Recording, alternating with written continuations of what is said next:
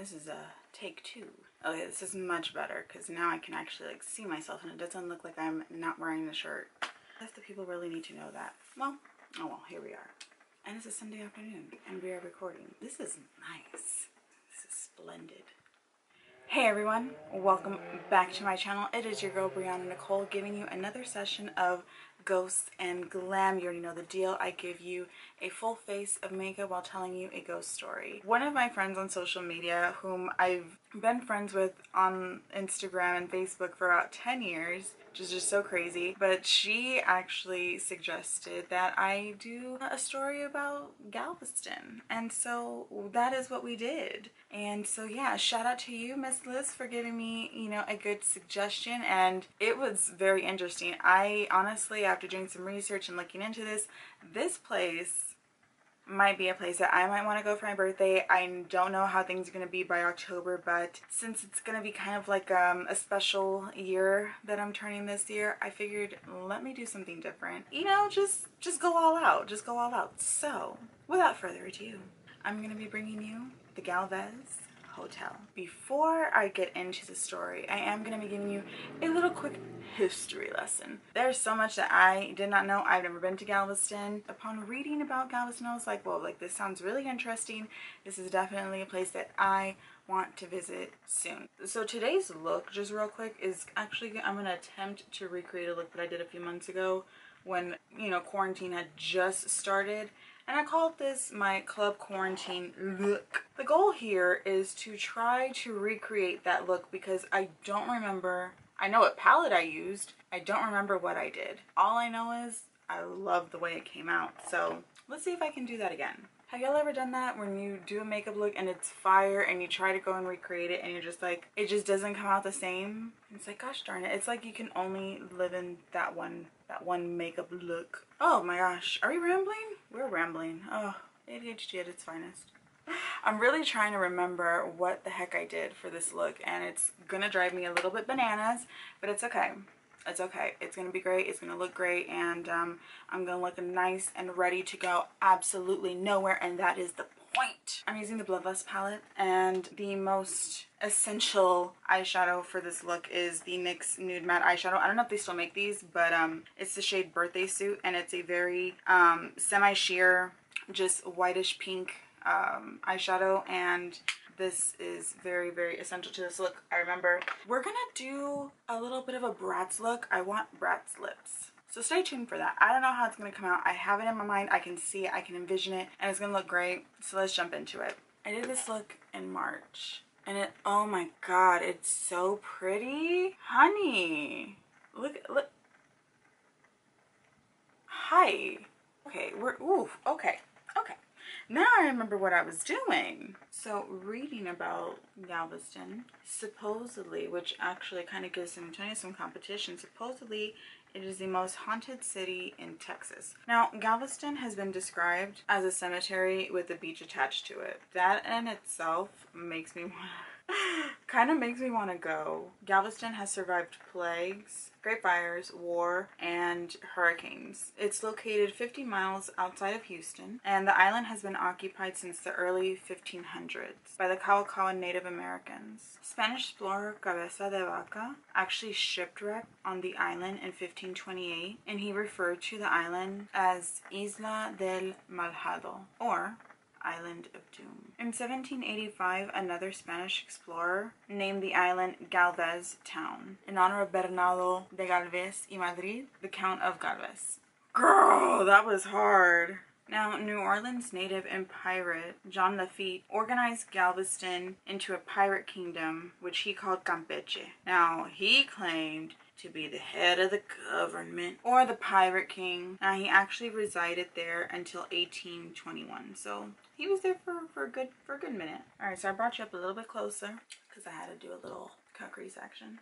On September 8th of 1900, the island was struck by a huge hurricane, also known as the Great Storm, and it is said to be the nation's deadliest hurricane in history. Now, the city was decimated, and an estimated 6,000 to 8,000 people were killed. A fourth of the population was dead overnight. To this day, contractors are still digging up dead bodies. It was actually impossible to bury everyone. So eventually it came to a point where they were able to just bury the dead however they saw fit. They actually tried to bury the bodies by sea, but the issue with that was so many bodies were coming back up to shore. They were washing back up onto the shore. So city officials agreed that the people could bury, you know, those bodies however and wherever they saw fit. That being said, there wasn't a lot of space and there were a lot of bodies just one next to the other, to the other, next to the other, next to the other. As an effect to that storm, there's children that are often seen or heard playing in the Seawall Walmart, which is a place that I could definitely go to because I love a good Walmart trip, love a good Walmart haul. There's a desperate nun that slams the doors up and down the hall in the Galvez Hotel, which we're going to get into her story a little bit later. The Strand District in Galveston is the center of most hauntings. It's original to the city and it dates back to the 1800s, early 1900s. Bodies were actually brought to the Strand District cotton storage after the storm. A slave market, a public hanging scaffold, and more were all located in the Strand District. Now, 8,000 people had died. It was a pirate fortress. This used to be Native American ground. There were Civil War battles. There was yellow fever epidemics. You had storm victims. This was also a red light district. It was basically a recreational background for the rich and famous. And of course, your general murder and mayhem. So what does this all equal? A city full of hauntings. History lesson is over. Let's jump into the Galvez Hotel. The Galvez Hotel is located off of 2024 Seawall Boulevard. I don't know if I can do this on camera while still talking because this requires my absolute concentration and this formula is drying out. Okay, we did it. Now I gotta try the other side. One always ends up being longer than the other. And one side always freaking looks better than the other. Whew, that's as good as it's gonna get. I hate doing liquid eyeliner. I hate it. Hate, hate, hate. Double hate. Loathe putting on black eyeliner. But hi, once it's on, it looks good, feels good, it's a whole nother story. Moving forward, the hotel hosted Howard Hughes, Jimmy Stewart, General Douglas MacArthur, Presidents Franklin D. Roosevelt, Dwight D. Eisenhower, I think of the Eisenhower flea market here, sorry, Lyndon B. Johnson, and my favorite guest of all time, Frank Sinatra. This hotel was built in 1911 on a site where the Beach Hotel, Eclectic Pavilion, and Pagoda Bathhouse once stood. Now, I don't know if you know, but whenever there's a haunted hotel, there's always a bridal story in a haunted hotel. And so that is where our first haunt begins. Her name is the Lovelorn Lady, or as I would like to call her, the Bride.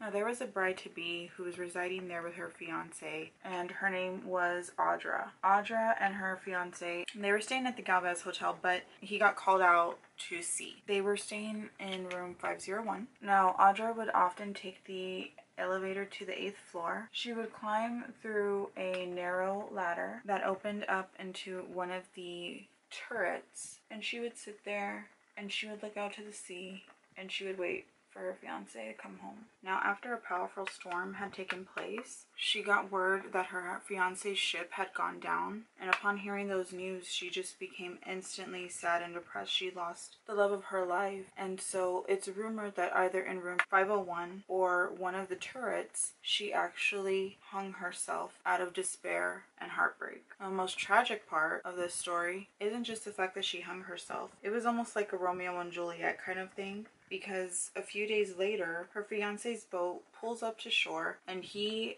gets off to go and see her, only to find out that she had killed herself because she thought she had lost him. Now, supposedly room 501, where Audra had stayed, is the most haunted room at the hotel. If I ever get the chance to stay there, you already know which room I'm booking. We're gonna do a little glam. The staff will know when it's Audra because they'll feel a cold draft begin to enter the room. I mean, that's when you know somebody's in the room, is when you feel a cold draft, but I digress. They'll hear doors slamming. Now remember, I mentioned the nun slamming doors. So is it really her or is it the nun? And we'll get to the nun in a second because that story is just The TVs and lights, they get turned on and off without any explanation, as they typically go. I mean, listen, if I'm watching the Golden Girls and somebody tries shutting off the TV, we're gonna fight. Now, the front desk always has issues making hotel keys for this particular room. Like their actual like key generator, their software, whatever it is, it goes cuckoo whenever they're trying to make a key for this room. Every other room's fine.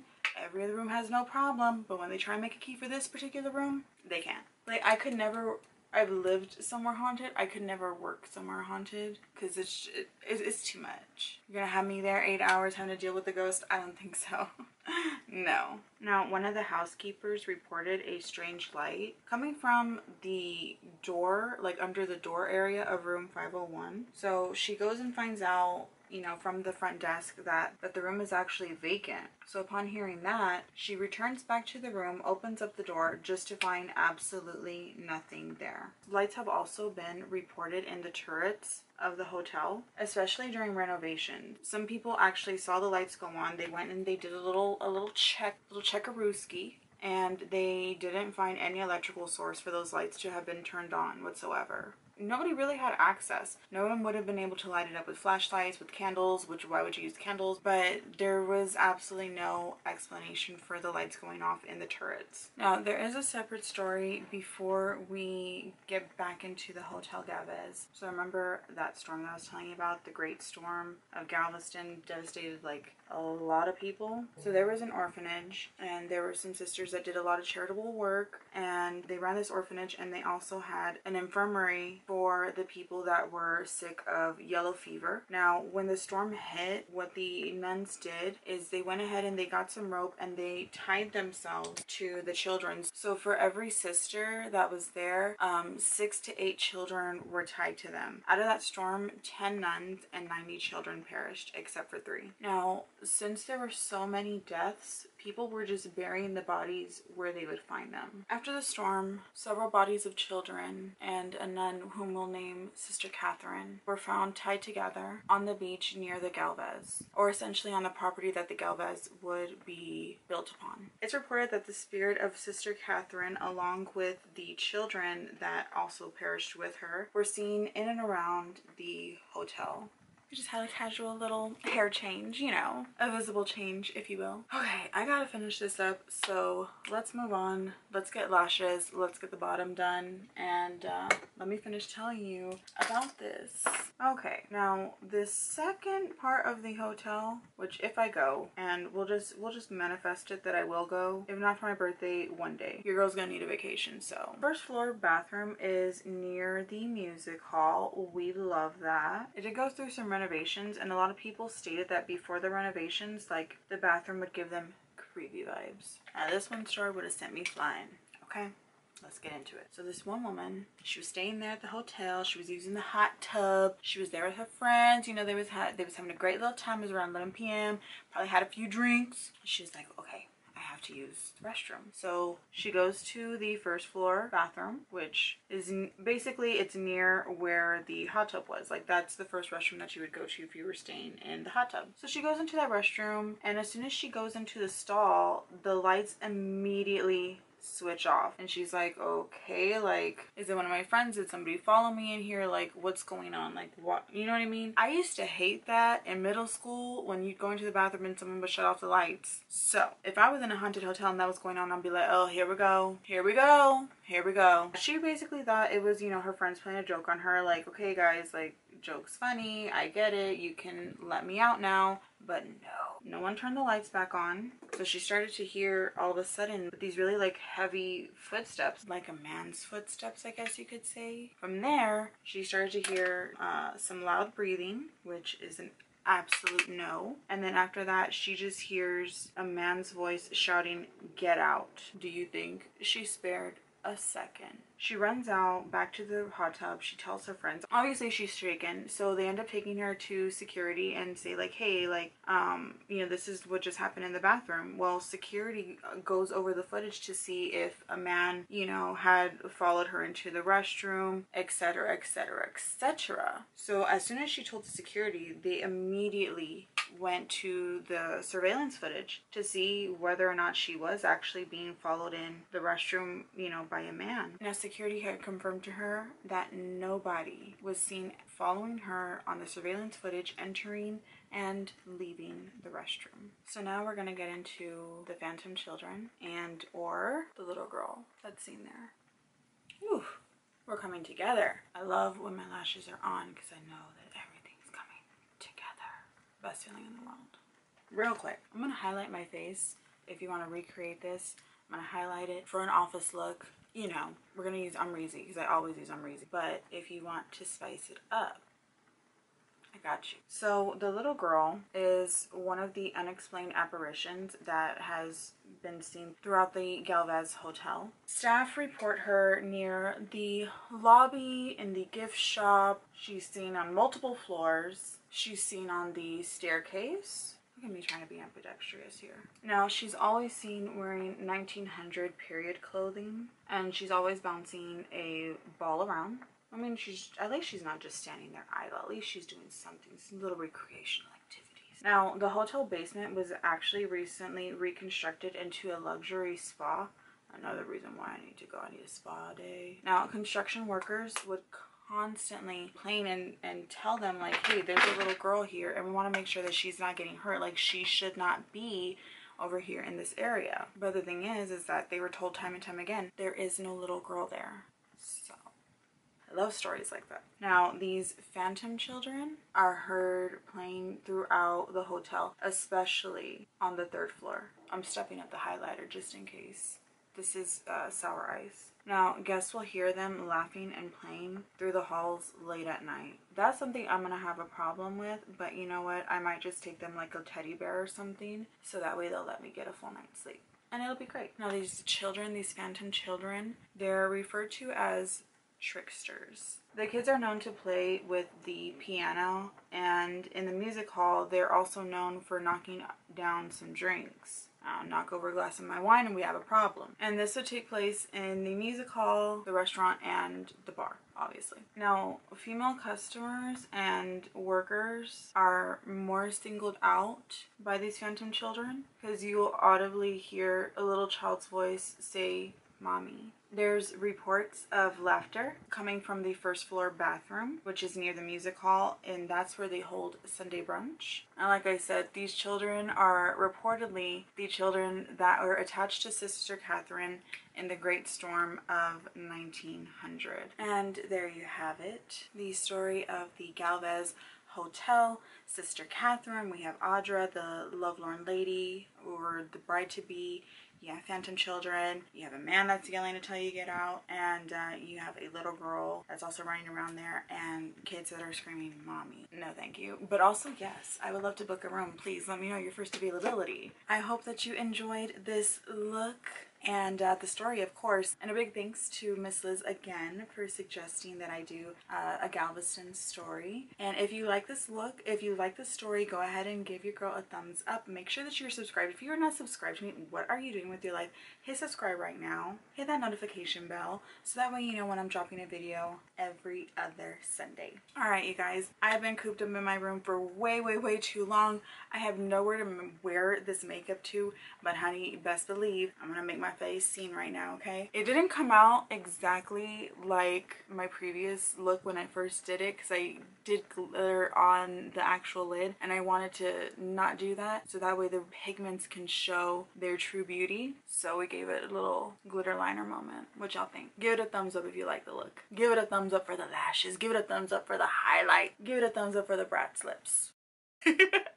Alright guys, I am out. I'm gonna go play with my puppy because he is waiting on me. And I hope that you enjoyed this. You know I loved creating it for you. Stay tuned for the next session of Ghost and Glam. And if there's a particular story that you want to hear, sound off below. Let me know what you want to hear. Just like right now. It was a very JSC kind of look. But I mean, hey, you get what you pay for because baby, this is quality. This is quality. Just get into it for a second. Alright, I'm done. I'm done playing. I gotta go. I love y'all so much. Thank you so much for watching again, and I will see you in the next video. Be safe. Bye.